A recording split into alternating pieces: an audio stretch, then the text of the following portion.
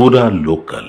Welcome to పూరా local. తెలంగాణలోని రైతన్నలకు ఓ శుభవార్త. 1000 కళ్ళతో ఎదురు చూస్తున్న రైతు భరోసా మరో 10 రోజుల్లో రైతుల ఖాతాల్లో పడే అవకాశం కనిపిస్తుంది. వచ్చే నెలలో స్థానిక సంస్థల ఎన్నికలు నిర్వహించేందుకు సన్నద్ధమవుతున్న రాష్ట్ర ప్రభుత్వం ఆలోపే రైతు భరోసా పంపిణీ పూర్తి చేయాలని భావిస్తోందట. వానాకాలం రైతు భరోసా జమ చేసిన తర్వాతే స్థానిక ఎన్నికల నగారం మోగించనుంది. ఈ క్రమంలోనే నిధుల సమీకరణపై దృష్టి సారించింది. ఇటీవల రిజర్వ్ బ్యాంక్ నుండి 3000 కోట్ల అప్పు తీసుకున్న రాష్ట్ర ప్రభుత్వం మరో 4000 కోట్లకు ఇండెంటు పెట్టింది. ఈ నిధులన్నీ సమకూరిన తర్వాత రైతులకు వానాకాలం పెట్టుబడి సాయాన్ని అందించనుంది. ప్రస్తుతం రాష్ట్రంలో 1.5 ఎకరాల సాగు భూమి ఉన్నట్లు రికార్డులో ఉంది. గత ప్రభుత్వం రైతు బంధు పథకం కింద ఎకరాకు 5,000 చొప్పున పంపిణీ చేయగా ప్రతి సీజన్ కు సుమారుగా 7,500 కోట్లు అవసరమయ్యేవి.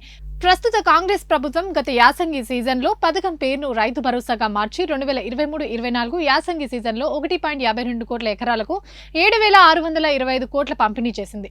రైతు బంధును ప్రక్షాళన చేసి కొత్త మార్గదర్శకాలు జారీ చేసేందుకు సమయం పడుతుందంటూ వానాకాలం సీజన్లో రైతు భరోసా జమ చేయట్లేదు. ఆ తర్వాత మొన్నటి యాసంగి సీజన్లో 57 లక్షల మంది రైతులకు చెందిన 84 లక్షల ఎకరాలకు 5,058 కోట్లు మాత్రమే పంపిణీ చేసింది. 4 ఎకరాల లోపు భూమి ఉన్న రైతులకే పెట్టుబడి సాయం కూడా అందించింది. ఇక ప్రస్తుత వానాకాల సీజన్లో మొత్తం విస్తీర్ణానికి రైతు భరోసా ఇస్తారా? అప్పటిలాగే పెద్ద రైతుల్ని మినహాయించి చిన్న సన్నకారు రైతులకే పరిమితం చేస్తారా అనేది చర్చనీయాంశంగా మారింది. సాధారణంగా ఏటా వానాకాలం సీజన్లో 1.30 కోట్ల ఎకరాల్లో రైతు పంటలు సాగు చేస్తుంటారు. మరో 20 లక్షల ఎకరాలు వ్యవసాయ భూముల జాబితాలో ఉన్నప్పటికీ సాగుకు యోగ్యంగా లేవు. దీంతో 20 లక్షల ఎకరాలను రైతు భరోసా నుండి మినహాయించే అవకాశాలున్నాయి. 1.30 లక్షల ఎకరాలకు రైతు భరోసా ఇస్తే 7,800 కోట్లు అవసరమైతాయి. గత యాసంగి సీజన్ మాదిరిగా చిన్న సన్నకారు రైతులకే భరోసా పరిమితం చేస్తే 6 నుండి 7,000 కోట్లు సరిపోయే అవకాశం కనిపిస్తుంది. ఈ మేరకు రాష్ట్ర ప్రభుత్వం ఇప్పటికే నిధుల సమీకరణలో నిమగ్నమైంది.